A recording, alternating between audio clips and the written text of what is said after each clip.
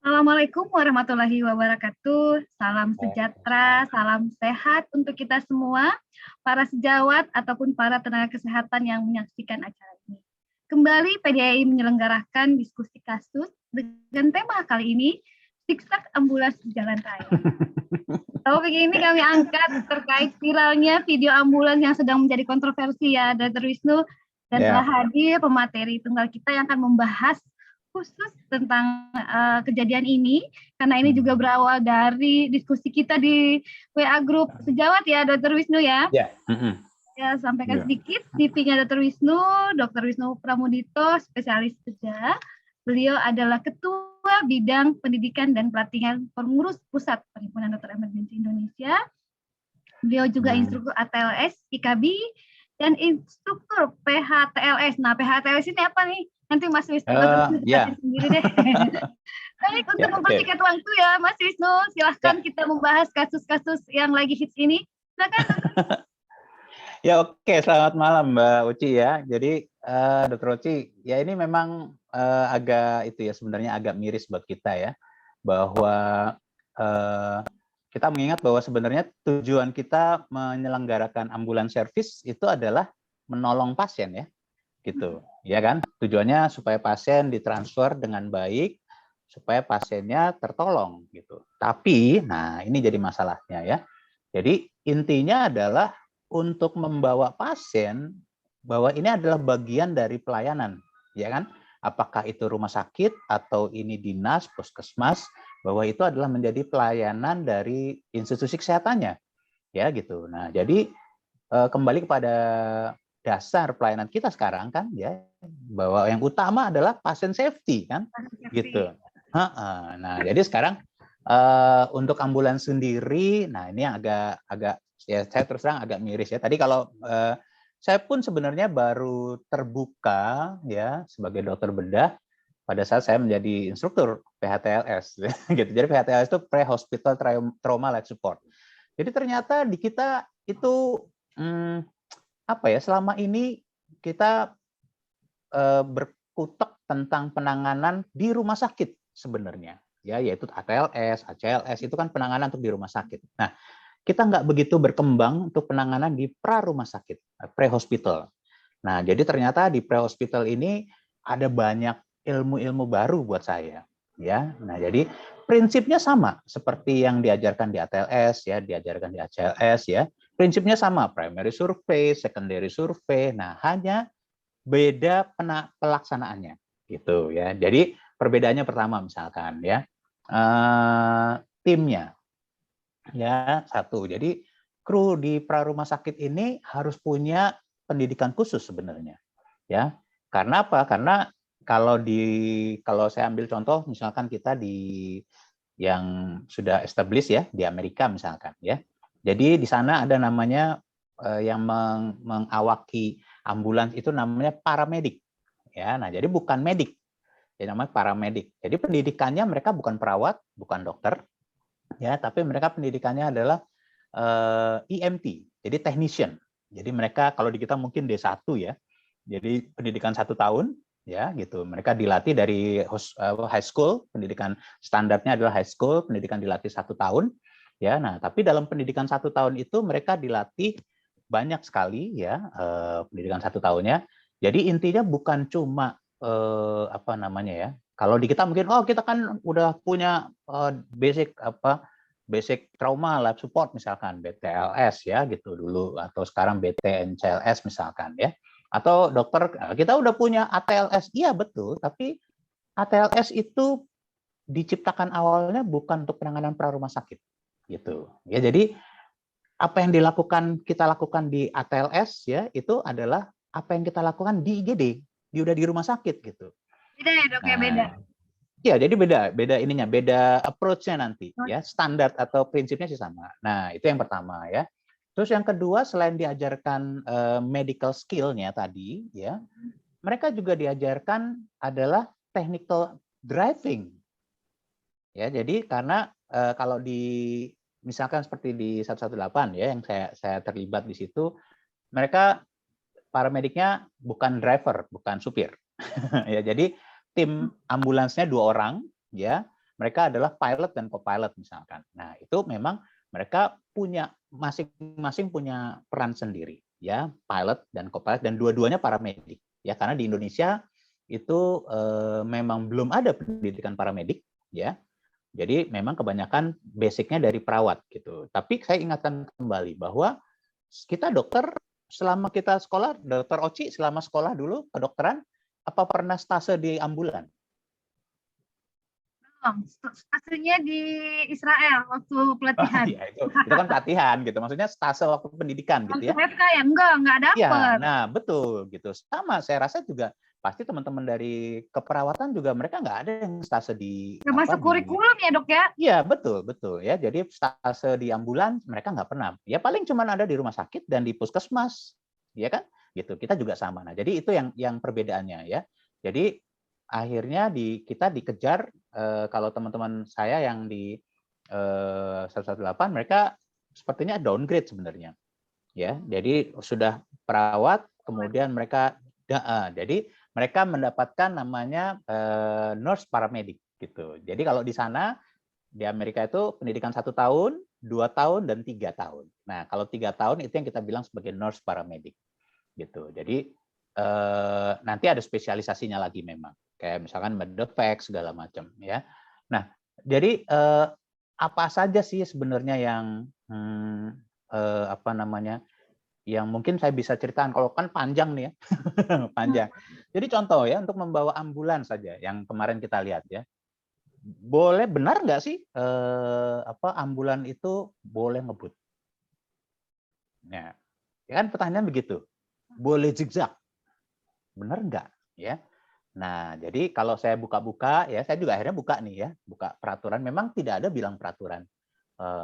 Harus nggak boleh ngebut gitu. Ambulan selalu mendapat prioritas, betul. Tapi kalau kita lihat pelajaran di tadi saya bilang ya, di kurikulum di EMT-nya atau di Emergency Medical Technician-nya, di paramediknya di Amerika, mereka itu tetap walaupun punya punya privilege untuk melanggar, tapi mereka tetap harus mengikuti rambu lalu lintas. Contoh nih, misalkan contoh ya. Jadi kalau misalkan yang kita sering itu lampu merah, ya, lampu merah, kalau merah mereka diem, ya, kecuali ada yang mengatur di situ, misalkan ya, misalkan ada polisi di situ, ya, ada polisi, polisi memberikan jalan, baru mereka jalan, ya gitu. Terus kemudian kecepatan, nah ini ya gitu. Saya sebenarnya agak kemarin di kasus yang kemarin yang sekarang lagi heboh-heboh itu, saya agak miris ya, karena dia di situ di YouTube tuh kelihatan ya, kecepatannya 114 km per jam kalau nggak salah. Ya, iya. Jadi di atas 100 ya. Kita lihat aja gambarnya dia di sisi kanan kok, gitu. Ya, di sisi kanan.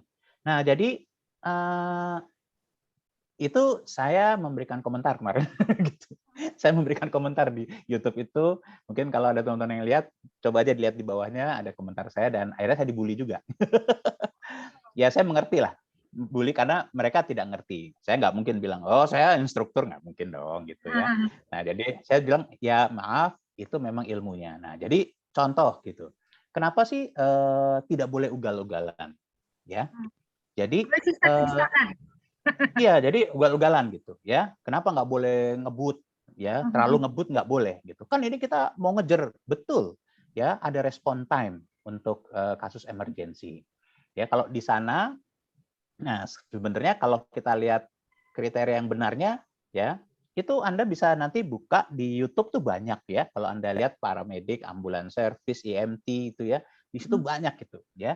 Nah jadi ada salah satu ini juga saya baru lihat tadi ya dapatnya. Jadi ada ternyata di Amerika itu karena mereka paling bagus ya melakukan organisasinya, kemudian mereka pendataannya bagus ya. Jadi rupanya ambulan itu menempati ya kecelakaan yang paling tinggi. Ya. Jadi kecelakaan cukup tinggi, ambulan service ya, ambulan. Jadi apalagi di highway. Di Amerika ini ya, gitu. Nanti Anda bisa ya. Nanti mungkin saya akan share ke Oci ya ininya YouTube-nya ya di situ. Nah, terus di situ dibilang bahwa dalam kecepatan yang sangat tinggi, maka ambulan itu menjadi resikonya 2 kali lipat lebih tinggi untuk mengalami kecelakaan. Dan itu menurut saya masuk akal ya gitu. Nah, kemarin juga salah satu saya tulis di situ adalah sekarang kan dibilang, oh nggak ada tuh aturan yang bilang bahwa kecepatannya nggak boleh lebih dari 65 km per jam. Gitu, ya. Karena kalau menurut di PHTLS harus tidak boleh melebihi itu atau 60 mile per hour, 50 miles per hour gitu ya. Nah, kenapa? Karena ternyata ada perbedaan. Ya, kita menangani. Contoh kita aja bawa mobil kita sendiri gitu ya, yang kita bawa mobil. Kalau Anda membawa mobil itu bukan sedan loh ya, beda ya sedan. Nah, karena kan ada nggak ambulan yang sedan? Nggak ada kan? Iya tuh. Nah, jadi rata-rata ambulan kita itu adalah mobil niaga. Ya. Nah, apakah mobil niaga itu disetting untuk kecepatan tinggi? Enggak. Enggak. Nah, itu makanya di jalan tol aja ada tuh kecepatan tinggi maksimal tuh 100 km per jam kan di beberapa ruas yang berkelok-kelok kayak di Cipularang itu kan maksimal 90 km malah. Di jalan tol layang itu 90 km per jam. Ya. Kenapa? Karena sudah dihitung faktor resikonya. Ya kayak misalkan yang jalan tol layang itu karena jalannya tolnya kan begini tuh dia, nggak rata kan, naik turun. Ya, nah jadi artinya kecepatan tinggi itu kita ingat dulu waktu kita fakultas kedokteran di FAAL, kita disuruh yang berputar itu, ingat kan? Kita diputar di kursi, diputar gitu, terus suruh habis itu jalan gitu. Apa yang terjadi? Pusing kan? Nah, jadi artinya gerakan itu akan mempengaruhi hemodinamik kita. Nah, contoh ya, ini sengaja saya bawa, mudah-mudahan kelihatan ya. Ya. Ya. Nah, jadi ini anggap kita tahu bahwa tubuh kita tuh 70%-nya kan terdiri dari air kan? Ya. Nah, jadi ini saya anggap ini nggak full ya. Ini nggak full. Maaf, ini mungkin kalau supaya jelas ya. Sorry. Ini nggak full. Nah, jadi anggap ini pasien yang kritis. Ya, yang artinya hemodinamiknya terganggu. Ya. Sekarang apa yang terjadi kalau kita bawa pasien ini dalam kecepatan tinggi? Apa yang bisa mengganggu hemodinamik kita? Ya, hemodinamik pasiennya ya. Kita pengemudinya duduk ya. Pasiennya duduk apa tiduran biasanya? Tidur. Kalau pasien itu kritis tidur lah gitu ya. Bayangin aja ini kalau dia duduk, lihat posisi hemodinamiknya aja nggak cukup sampai otak. Ya, jadi artinya darah di otak akan mudah turun dia, ya. Makanya itu kenapa dia posisinya harus tidur telentang supine, ya. Nah, sekarang kita anggap begini. Oke. Nah, jadi ini ya. Ini kepala, ini kaki misalkan, ya. Kemudian biasanya posisinya kepalanya itu di dekat ini kan, di dekat supir ya. Posisi kepala ya, gitu. Nah, jadi ini misalkan mobilnya ngebut nih, ya gitu. Terus kemudian tiba-tiba ada yang melintas di depan. Ya. Mau nggak mau dia ngerem kan? Apa yang terjadi saat ngerem? Ini jalan, sorry. Oke. Ini ya ini supaya kelihatan ya. Ini jalan terus tiba-tiba ngerem. Lihat. Oke, saya ulangi ya. Sorry. Ini sorry nggak kelihatan. Ini jalan terus tiba-tiba berhenti. Nah, lihat. Jadi kalau dari jalan ngebut tiba-tiba ngerem, gitu, maka darah dari badan dia akan tetap berjalan di dalam tubuh kita, ya, seperti ingat fisika ya gitu. Jadi momentumnya tetap berjalan, maka cairan di dalam tubuh kita akan naik ke arah kepala. Dan kebayang nggak kalau tiba-tiba di kepala ada aliran yang tiba-tiba tinggi? Kalau pasiennya misalkan seperti kemarin itu dibilang pasiennya itu dia membawa pasien eklamsi ya, kalau nggak salah ya, karena pasiennya kejang. Berarti kalau pasien eklamsi itu kan tekanannya tinggi. Iya. Gitu. Nah, jadi kalau begitu dia dibawa ngerem, itu kemarin si mobilnya yang di depannya yang mobil Mercy-nya itu kan minggir ke kiri ya, gitu. Nah, terus dia tetap masuk ke kiri. Nah, kalau saya pribadi, ini maaf ya, bukan saya menyalahkan lagi, tapi itu yang harusnya dihindari ya oleh pengendara ambulans. Jadi selain dia harusnya tahu tadi ini tentang hemodinamik ya. Jadi begitu juga tadi kalau ini kalau ngerem nih gitu ya. Nah, tapi kalau dari dia tiba-tiba dia ngong gitu ya. Terus tiba-tiba ngebut gitu. Ngeng gitu. Maka yang terjadi adalah nah, darahnya ketinggalan. Jadi darahnya akan turun, yang dari kepala akan turun tiba-tiba ke kaki.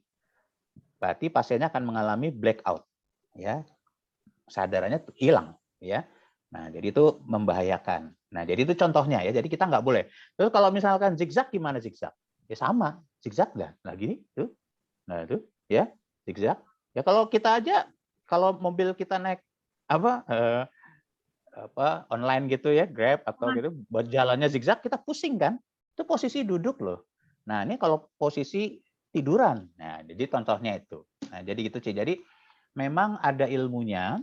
Nah, ini yang menurut saya ya kita kurang dielaborasi ya. Jadi kemarin makanya saya bilang bahwa memang pendidikan tentang pra-rumah sakit ini ya, para medik itu tidak begitu berkembang ya. Di kita nggak ya, kita tahu bahwa ambulans servis nasional aja baru berkembang mungkin dalam 5 tahun terakhir ini kan 119 ya. Nah, jadi artinya ya oke lah gitu ya.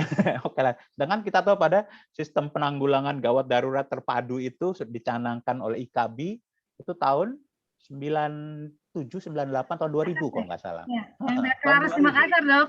Betul, iya, 98, 2000 kalau nggak salah ya, 2000 gitu ya. ya, 2000. Iya, 2000. Nah, jadi tapi sampai sekarang ya itu kan belum terjadi gitu. Ya. Safe community itu. Nah, jadi Ya. itu salah satu ya. Jadi terus kemudian yang lain juga ya, misalkan tentang penggunaan sirine tadi, ya. Nah, jadi ini juga di YouTube itu yang saya tadi lihat ya, ternyata mereka juga melakukan penilaian penggunaan sirine. Dan ternyata menyalakan sirine itu di Amerika ya, di Amerika. Menyalakan sirine, jadi mereka harus dua, siren and light, light and siren. Jadi lampu harus nyala ya, kemudian sirine nyala. Tapi hasil penelitiannya ya bahwa ternyata tidak semua kasus yang dibawa oleh ambulan itu artinya mendapatkan keuntungan dengan menyalakan sirine.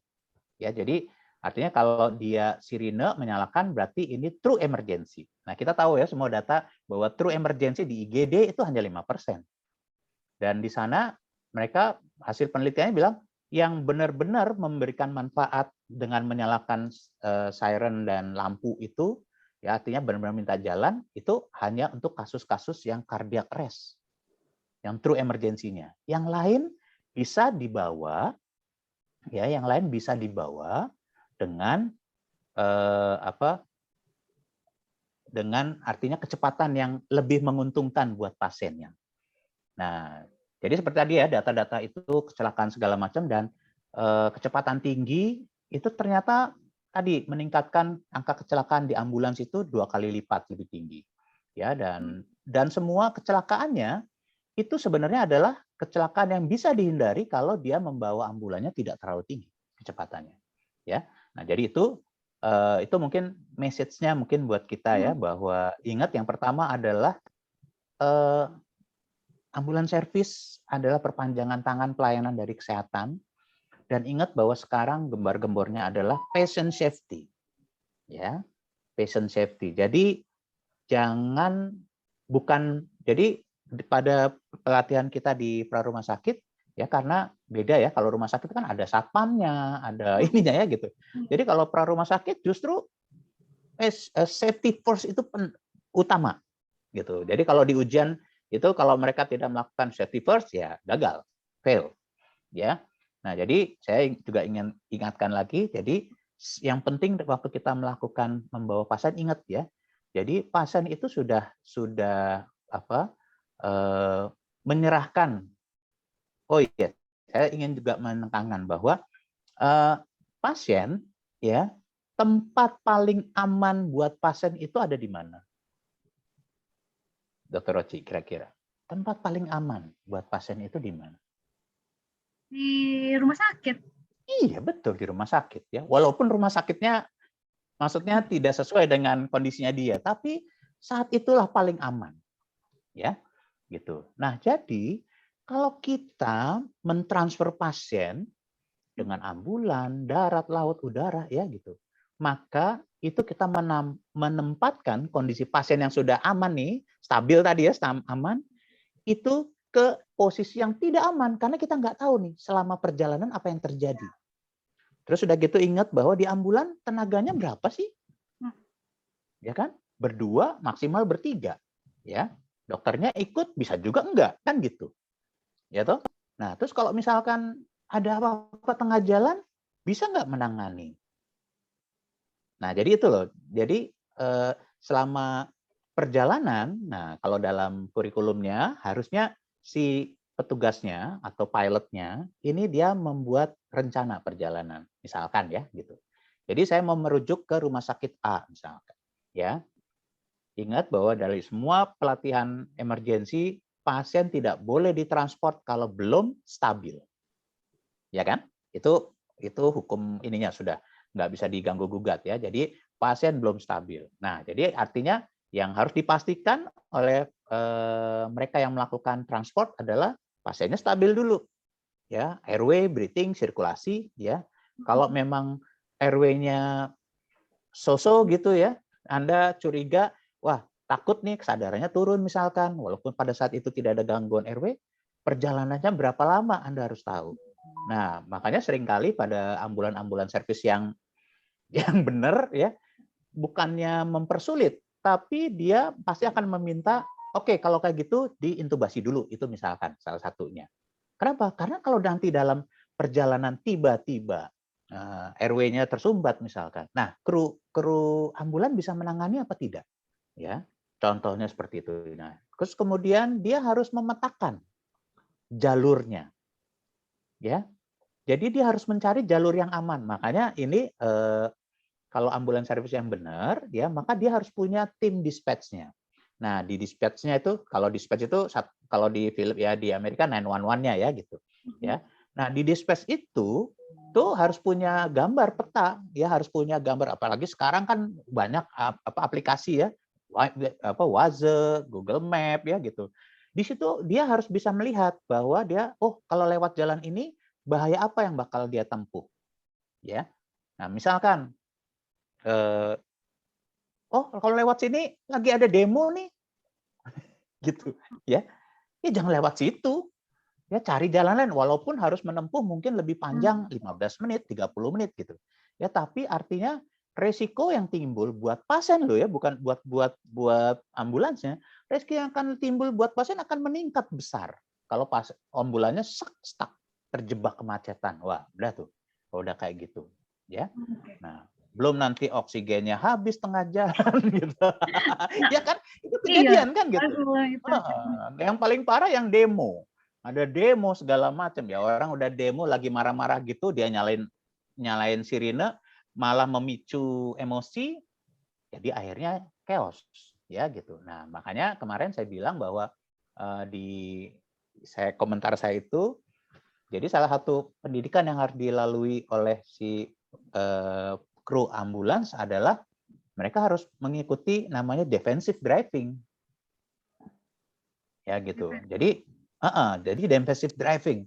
Jadi dia kalau kayak tadi misalkan kalau kita lihat kasus ini ya, kalau saya sebagai ambulannya, ya udah, gue ambil aja kiri.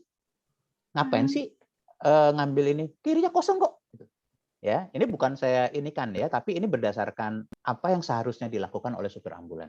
Karena dia ngambil kanan dengan kecepatan di atas 100 km per jam, berarti dia membahayakan pasiennya.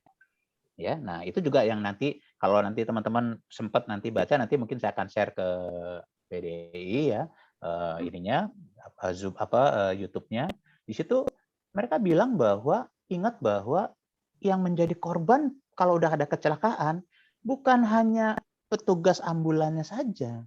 Korbannya ya bisa pasiennya, bisa pengendara kendaraan lain, bisa orang yang ada di sekitar situ ya gitu. Nah, jadi artinya ya tadi dasar kita pertama sebagai patient safety nggak tercapai gitu. Nah, jadi itu saya kemarin ya, saya di sini mudah-mudahan teman-teman yang mendengarkan ini ya jangan emosi gitu. Silakan baca kembali ya gitu. Jadi dilihat lagi, itu banyak. Kalau Anda bisa searching EMT ya. Nah, di situ ada cara melakukan penilaian, cara melakukan bagaimana dia membawa ambulan. Di contoh dalam di defensive driving itu nggak cuma cara membawanya saja ya. Jadi dia harus melakukan cek ya, cek dari sebelum berangkat tuh harus dicek semua, dari kendaraannya, safety-nya ya, kemudian bensin, oli, ada yang bocor apa enggak, bannya segala macam, sirine nyala apa tidak ya, kemudian apa namanya, medical equipment-nya ya gitu. Kayak tadi oksigen ya. Nah, mau bawanya oksigen yang pakai berapa, tabung yang berapa, yang kecil apa yang gede. Nah, itu berapa, dia harus tahu, ini tabung yang kecil ini mau berapa lama, pemberian oksigen berapa liter, dia akan habis berapa lama. Nah, jadi dia bisa memperhitungkan kan, perjalanannya harus berapa. Nah, jadi itu yang nanti jadi memang panjang ya. Makanya itu tadi kenapa harus ada pendidikan khusus 1 tahun. Jadi nggak bisa ya, kalau menurut saya nggak bisa hanya dengan kursus ya, dengan kursus 3 hari kemudian akan merubah itu. Jadi memang pendidikan. Nah, saya termasuk orang yang setuju memang ini harusnya ada entity khusus ya. Entity khusus yang yaitu tadi paramedik. Terserah mau itu perawat, tapi dia harus menjalani pendidikan khusus ya, 1 tahun misalkan minimal ya, supaya karena kalau udah ya kita tahu sendiri lah ya, kalau kita kursus 3 hari apa sih dapatnya. Anda ikut ATLS 3 hari sekarang ya, 2 hari online, 1 hari onsite misalkan gitu, apa dapatnya? Ya, yang penting cuma sertifikat aja lulus. Tapi apakah itu akan merubah apa kompetensi Anda atau merubah sikap Anda? Belum tentu ya dalam 3 hari. Nah, jadi memang di sana dan mereka setiap sekian tahun mereka harus register ulang seperti kita ya, seperti tenaga medis kita kan. Jadi ada kredensialnya. Jadi memang ya ada semuanya tuh, ada ya, ada kurikulum, ada sekolahannya, ada kolegiumnya ya gitu istilahnya ya. Nah, jadi itu contoh di Amerika yang bisa. Nah, kalau untuk di Eropa seperti Prancis misalkan ya. Nah, di Prancis isi ambulannya ada paramedik, ada dokter di sana. Malah sampai dokter anestesi itu ada. Nah, jadi dokter anestesinya jaga di ambulans gitu. Ya itu yang ceritanya apa? Prof Aryo yang suka di ini kan adalah kejadian si apa? Lady Di ya. Ah, ya. Jadi Lady Di itu pas waktu kejadian dia ditemukan waktu diangkat dia masih bangun, masih sadar. Ya, dia bilang apa? My God, what happened?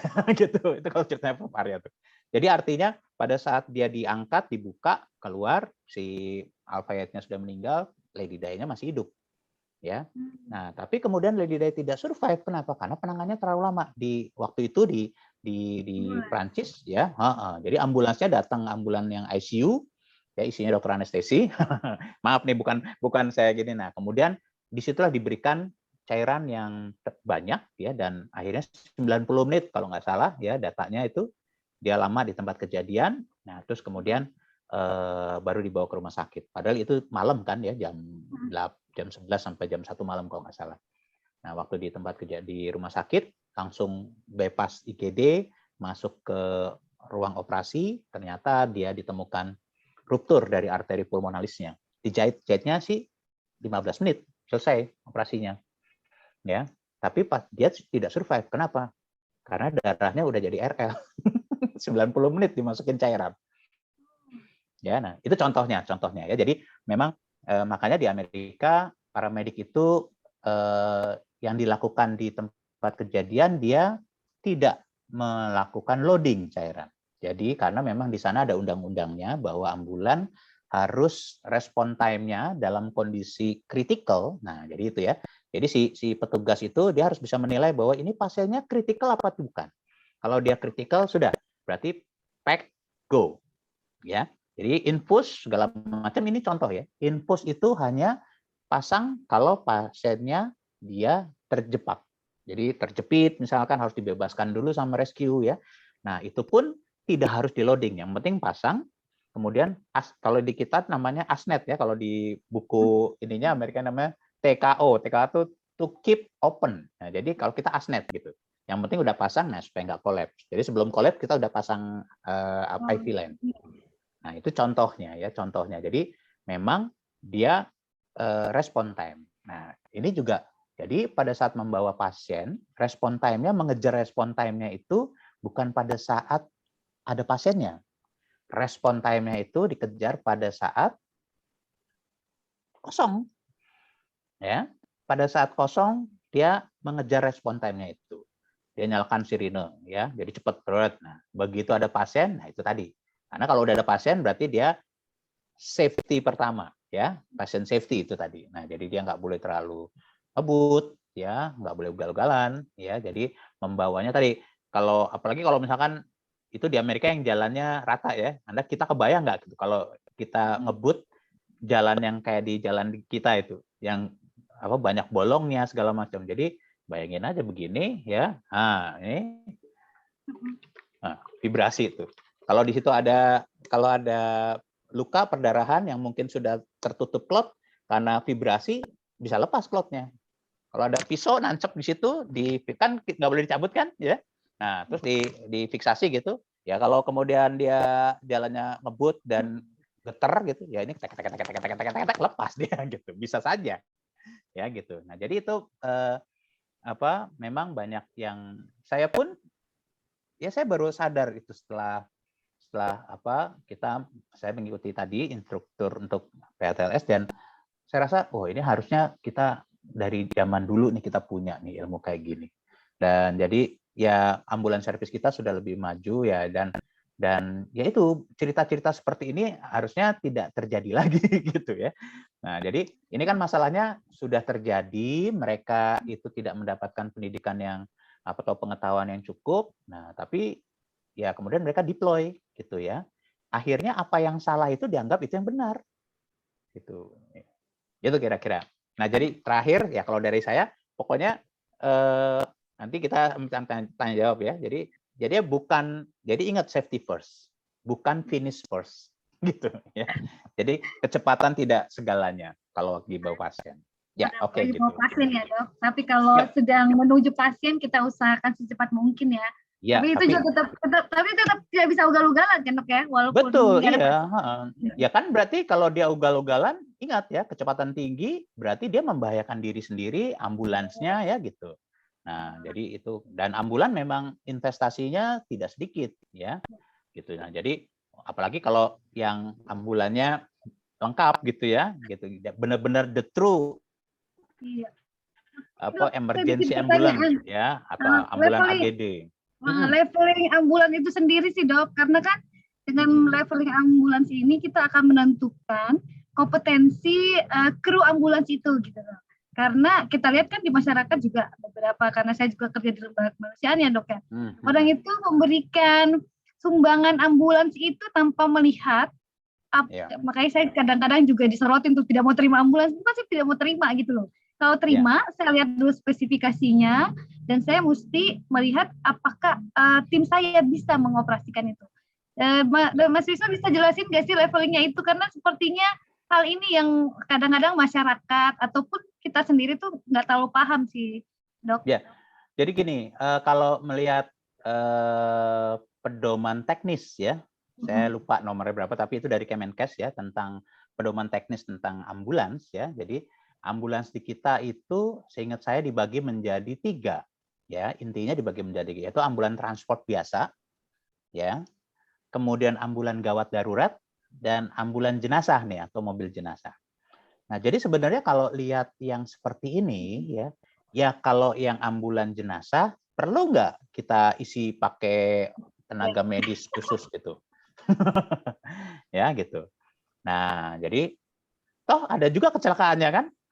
Mobil jenazah itu ada juga kecelakaan. Ya itu kenapa? Karena ada forerunner-nya di depan.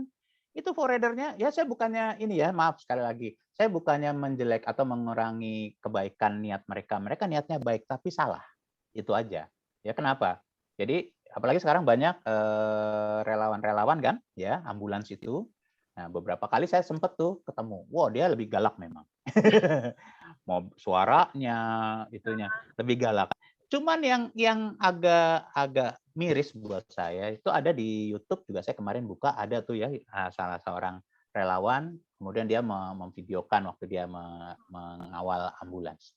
Ambulannya sudah pelan, cuman si relawannya, cepet cepet. Jadi ada ambulan jadi cepet, jadi ngebut. Terus zigzag kan dia motor ya, ambulan Oh. jadi zigzag. Nah itu yang tadi saya bilang ya, jadi hati-hati. Ya memang tugas kita semua sih ini Ci, ya gitu. Jadi mereka itu ya oke lah, itu sudah ada. Bagaimana mereka Oh. yang niatnya baik itu menjadi benar gitu, ya gitu. Artinya satu ya kita hal-hal kayak gitu dan sorry. Jadi nanti saya ngomongnya panjang.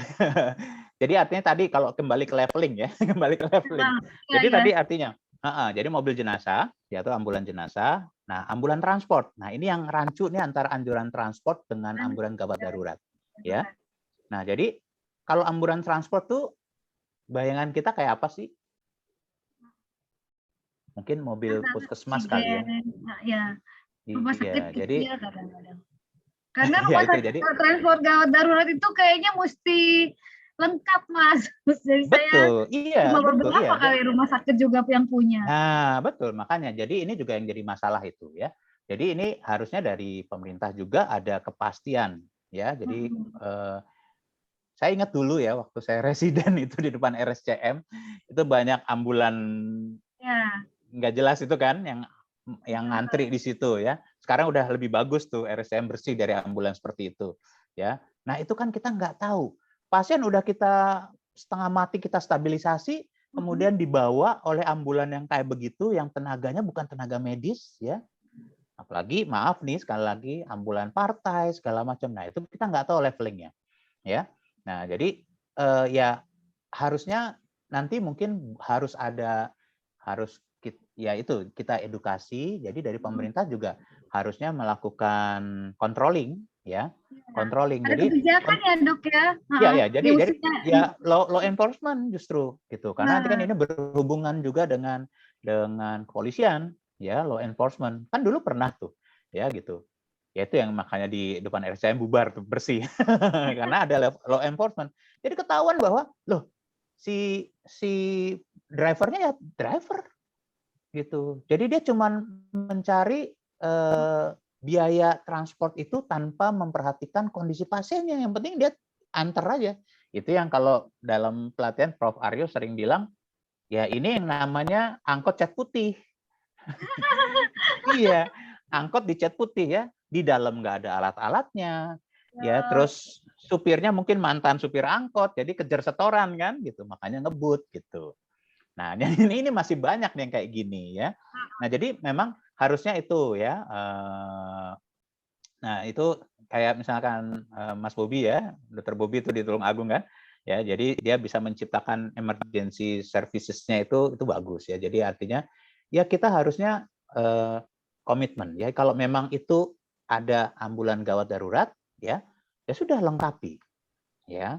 Nah jadi standarnya apa? Nah nanti mungkin ini sih kalau saya ya kalau alam saya pikiran saya mungkin pemerintah bisa Kemenkes bisa menentukan ya sudah kalau memang itu mobil jenazah bedakan jangan warnanya putih sama ambulan ya. Ambulan gawat darurat dibedakan. Nah, di Amerika begitu. Ambulan yang ya. gawat darurat, yang gawat darurat dia dibedakan. Nah, kalau di Amerika memang mereka ambulansnya itu ada levelingnya basic, intermediate, advance, ya. Nah, basic itu yang mungkin tapi tetap yang namanya ambulans dia harus punya alat untuk menangani airway, breathing, sirkulasi. Ya, Kalau kita benar ya, Dok. apalagi kita mau bilang bahwa itu gawat darurat ya. Nah, yang kemudian juga yang seringkali menjadi masalah adalah di rumah sakit misalkan, rumah sakit swasta, ambulan di bawah siapa? Di bawah bagian umum ya. Lah, bagian umum bukan medis. Terus siapa yang mau ngecek alat-alatnya itu? Ya, ngecek kebet tadi kan harus dicek tuh oksigen. Ini sering kan itu oksigennya ada isinya apa tidak, ya, alat-alatnya intubasi, alat RW-nya ada apa tidak gitu. Ya, jadi dia itu dijual lagi ya. Yang bahaya tuh gitu, dijual lagi kan gitu. Ada casnya gitu ya. Nah, jadi ya itu memang nggak mudah gitu ya, memang nggak mudah ya, tapi ya saya mudah-mudahan ini bisa membuka mata teman-teman sekalian, apakah itu yang di jajaran dinas ya, di ini bahwa oke lah, ini tujuan kita adalah tadi memberikan pelayanan kesehatan yang berkualitas kan. Kita semua visi misinya kayak gitu ya, mau puskesmas, rumah sakit, ya dinas kan mau berkualitas. Nah, kembali lagi ya slogannya bahwa passion safety. Nah, jadi kalau passion safety ikuti dong passion safety-nya. Standar minimalnya apa ikuti ya gitu. Nah, jadi ada law enforcement. Nah, jadi ya harus kerjasama dengan hukum kepolisian yang bisa Ya. melakukan law enforcement ya. Ntar jangan-jangan malah dikasih ambulan malah diisinya yang aneh-aneh kan gitu. Wah, baik Ya, dokter. ya, Terus oke, apalagi Cik? leveling, tapi yang terpasti kan edukasi buat teman-teman kita ya, buat tenaga Mhm, kesehatan ataupun mhm, juga mhm. Ya, para dokter sih dan para sejawat bagaimana memberikan informasi ini. Nah, untuk edukasi untuk masyarakat juga nih Mas Wisnu, karena kan akhirnya ada pro kontra nih terhadap ya, uh, video itu. Kayak semuanya kita mau ya, mengedukasi, memberitahukan. Tapi ya. masyarakat bilang, kok dokter kok gitu sih? Kayak mamanya Mas Wisnu sampai dibully gitu. Ini kok tidak memperhatikan pasien. Nah, edukasi apa yang menurut Mas Wisnu perlu kita berikan juga nih kepada masyarakat, mamanya menyumbang ambulans. Jadi mereka Ya, juga tahu menyumbang ambulans itu bukan cuma ambulansnya gitu loh. Harus betul. ada Nah, ya, bantu jadi petri. ya, jadi untuk masyarakat tentu saja ya. Nah, jadi kembali lagi ya. Nah, kita harus edukasi yaitu tadi SPGDT itu ya. Karena kondisi emergensi ya, kondisi emergensi itu memang apa namanya ya? Membutuhkan akses tadi ya, akses. Jadi satu yang harus kita lakukan edukasi adalah ya saya juga untuk meminta kepada ambulans servis nasional gembar-gemborkan dong nomor 119 itu. Kalau memang itu mau menjadi nomor ini kayak 911 kan orang orang kalau Ya. kita dulu lihat anak kecil aja di Amerika tak tahu 911 pencetnya kan gitu ya. Nah, kalau perlu sampai seperti itu gitu.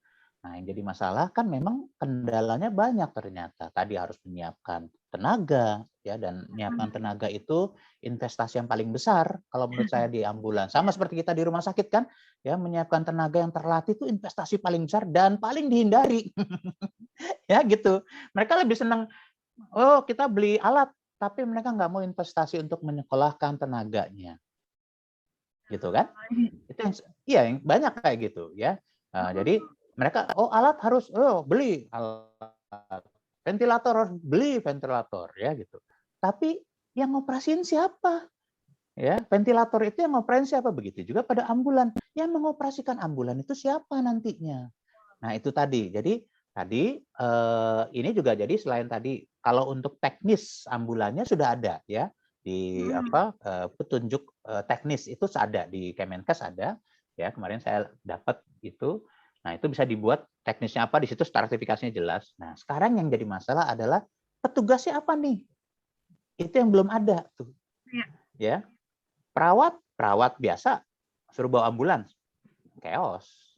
Ya, maaf bukan berarti saya merendahkan perawat ya karena kita semua nggak punya pendidikan untuk itu kita waktu sekolah nggak tadi yang saya tadi bilang saya dulu sekolah nggak pernah ada di ambulans ya gitu.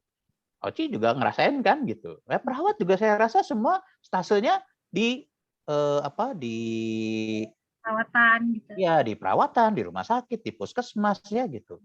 Nah, jadi ya ini yang harusnya menjadi skop buat kita bahwa sudah saatnya ya, sudah saatnya dari Kemenkes pun harus menentukan bahwa ini nggak bisa lagi diserahkan kepada ini punyanya perawat misalkan gitu. Oh, ini punyanya dokter. Ya enggak ya.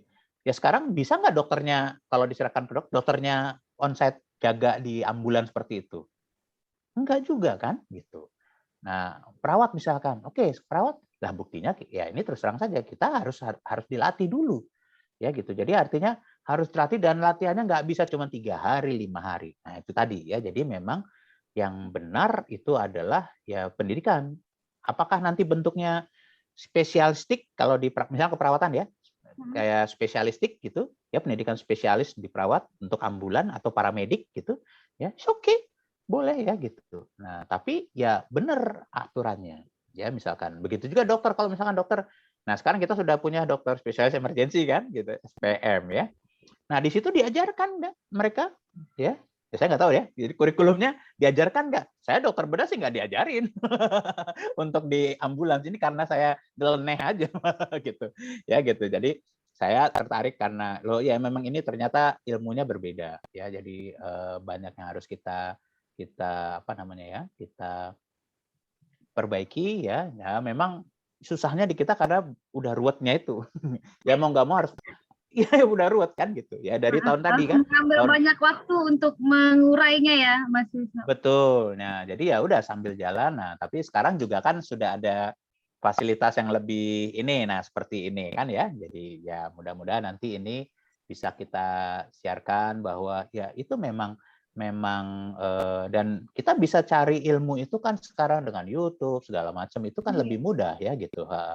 Ya cuman kembali lagi ya kita bisa tahu ya, tapi kan untuk kompetensi berbeda kan gitu ya. Jadi untuk kompetensi kan harus ada proses pelajarnya, proses ujiannya, ada boardnya ya, ada kolegiumnya. Nah, jadi itu yang nanti jalannya panjangnya harus seperti itu gitu. Mungkin itu sih, Ci. Tapi untuk masyarakat ya itu tadi ya yang kayak misalkan contoh nih, harusnya pihak-pihak yang terkait, dinas atau apa mungkin ya, nah bisa tuh merangkul yang tadi relawan-relawan itu ya. Jadi disitulah kita berikan pendidikan bahwa oke nih, terima kasih Anda sudah ini membantu kami, tapi caranya begini, yang benar gitu. Ya yang aman, safe ya. Jadi jangan sampai dia menjadi korban ya karena tadi membawanya cepat misalkan ya, tidak aman bawaan. Jadi pokoknya prinsipnya kembali lagi safe ya, kalau kita ingat 3A ya, aman lingkungan, aman diri, aman diri dulu malah ya, kita mau menolong kan harus aman diri dulu. Aman lingkungan baru amankan pasien. Ya, tapi tetap harus ada amankan pasiennya. Itu ceritanya kira-kira. Oke. Baik, terima kasih Dr. Wisnu. Ya, Senang oke. sekali bisa diskusi malam ini cukup panjang ya. Dan kita harap diskusi kasus seperti ini juga masih kita bisa lanjutkan sih, Dr. Wisnu, bahwa ada kasus-kasus menarik, ada kasus-kasus di lapangan yang sebenarnya membutuhkan reaksi cepat dari kita juga untuk membahasnya, sehingga teman-teman itu juga kalau cari informasi itu nggak bingung gitu.